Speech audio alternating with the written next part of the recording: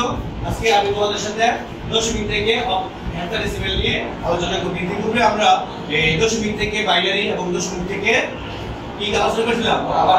আসলে একটা আমি নিয়ম করেছিলাম যে দশমিক থেকে যেই সংখ্যায় রূপান্তর করব, দশমিক থেকে যেই সংখ্যায় রূপান্তর করব পূর্ণ সংখ্যাকে তার ভিত্তিতে কি করব, ভাগ করব, এবং ভগ্নাংশ সংখ্যাকে তার ভিত্তিতে কি করব, গুণ করব। ঠিক না? তাই মানে দশমিক থেকে, তারপর দশমিক থেকে এখন কি দিয়েছি, হেক্সাডেসিমেল। তার মানে আমি বলছিলাম দশমিক থেকে যেই সংখ্যায় রূপান্তর করব পূর্ণ সংখ্যাকে তার ভিত্তি দ্বারা কি করব, ভাগ করব, এবং ভগ্নাংশ সংখ্যাকে তার ভিত্তি দ্বারা গুণ করব। ঠিক আছে? এখন তাহলে দশমিক থেকে যেহেতু হেক্সাডেসিমেল নিচ্ছি, তাহলে কত দ্বারা ভাগ করব? কত দ্বারা? 16 দ্বারা, নাকি? কত দ্বারা? 16 দ্বারা। তার হেক্সাডেসিমেলের ভিত্তি কত? 16। ঠিক না? তাহলে আমরা কি করব, একে 16 দ্বারা ভাগ করব। ঠিক আছে? তো ধরো এই আমরা একটা অঙ্ক করি, ধরো এটাকে দশমিক সংখ্যা, এটাকে আমরা কিসে, হেক্সাডেসিমেলে নিব। কিসে নিব? হেক্সাডেসিমেলে নিব। এটা কি সংখ্যা? পূর্ণ সংখ্যা। এটা কি সংখ্যা? পূর্ণ সংখ্যা। পূর্ণ সংখ্যাকে আমরা যখন এই হেক্সাডেসিমেলে রূপান্তর করব তখন কি করব, তার ভিত্তি দ্বারা কি করব, ভাগ করব। তার ভিত্তি দ্বারা কি করব, ভাগ করব। তাহলে আমরা ভাগ করি 96। 96 দিয়ে আমরা কয়বার ভাগ করব? 16। তাহলে একে ভাগ করো, কত হইছে? 96 ভাগ 16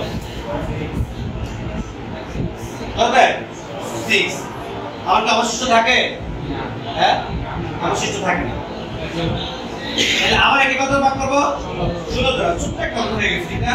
ছোট্ট একটা অঙ্ক হয়ে গেছে। তাহলে এখন আমরা আবার একে কত ভাগ করব? 6। এই ভাগ করো, ভাগ কত? 6 কে ভাগ দিব কত দিয়া? 16 দিয়া। কত হয়? 0। ঠিক না? 0। আমরা 0 লিখলাম না? ঠিক আছে, 0 লিখে মুছে দাও। ক্যালকুলেটর ক্লিয়ার করছো? 0 লিখে মুছে দাও। 0 লিখা তারপর 0 দ্বারা এটা গুণ করো। 0 গুণন কত হলো? 0 গুণন কত? 16। 0 হইছে না? 0 মাইনাস কত? মাইনাস 6। তাহলে কত হলো? তাহলে আমার কিন্তু এখানে কি চলে আসছে? 0 চলে আসছে। ঠিক না? তার মানে আমি কতক্ষণ পর্যন্ত করব, যতক্ষণ পর্যন্ত এখানে কি আসবে, 0 আসবে। ঠিক আছে? তাহলে আমার কি আসছে, 0 আসছে না? তাহলে 0 আসছে। তাহলে আমরা কি শেষ, সেখানে শেষ। তাহলে আমরা বললাম 96 দশমিক থেকে বাড়বে কত? 6 0। এটা কি আপনি বুঝতে পারছি? এখন কিন্তু আমার কিন্তু কথা ছিল যে হেক্সাডেসিমেলের সংখ্যাগুলো কি কি হতে হবে, যে 0 থেকে 9 এবং a থেকে f, কিন্তু 0 থেকে 9 এর ভিতরে আছে। ঠিক আছে? তার মানে কি এটা কি সংখ্যা? হেক্সাডেসিমেল সংখ্যা। তাইলে এরূপ আরেকটা অঙ্ক দেখি, দেখো আরেকটা অঙ্ক হলো 92।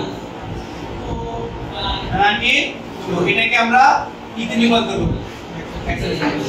তোমরা সাথে করবা, ঠিক আছে? সাথে করবা আর আমার সাথে করবা। তাহলে এখন 92 কে আমরা কত দ্বারা ভাগ করব? 16 দ্বারা ভাগ করব। 16 দ্বারা ভাগ করো, দেখো তো কত হইছে? 92 ভাগ কত? 16 কত হইছে? 5.7 ঠিক না? আমরা মূল সংখ্যাটাকে এখানে উঠাইলাম। ক্লিয়ার? তাহলে এই ক্যালকুলেটর ক্লিয়ার হলো। তাহলে কি কত গুণ করব? 5 * কত? 16। 5 * কত? 16 কত হইছে? 80। তারপর এটাকে কার সাথে বিয়োগ করব? -92 নাকি? 92 কত? মাইনাস কত? 12। আসলে এটা মাইনাস না, এটা হাইব্রিড। ঠিক না? যে অবশিষ্ট অংশটা থাকে, একটা ভাগ করলে ভাগ ফলেছে তো আর হলো কি অবশিষ্ট। ঠিক আছে?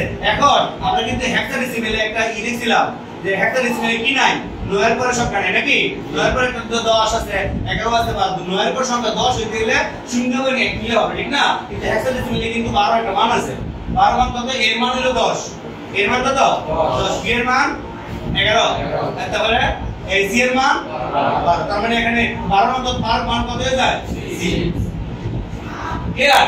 তাহলে আমরা সামনে আগে, তাহলে আবার 5 কে কত দ্বারা ভাগ করব? 16 দ্বারা ভাগ করব। ঠিক আছে? তাহলে 5 কে 16 দ্বারা ভাগ করো, দেখো 5 ভাগ 16 কত হইছে? 0 নাকি?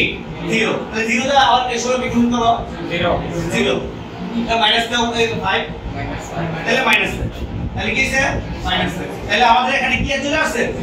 0 চলে আসছে। তার মানে কি আমাদের কি দেখে আমাদের 0 বদলে যখন চলে আসছে তারপরে অঙ্ক শেষ। তার মানে আমরা উপর দিকে যত বাইরে দেখো কি আছে, তাহলে 92 দশমিক থেকে বাইরে কি 5 c আমি কি বুঝাতে পারছি এই কথা? বুঝতে পারছো সবাই?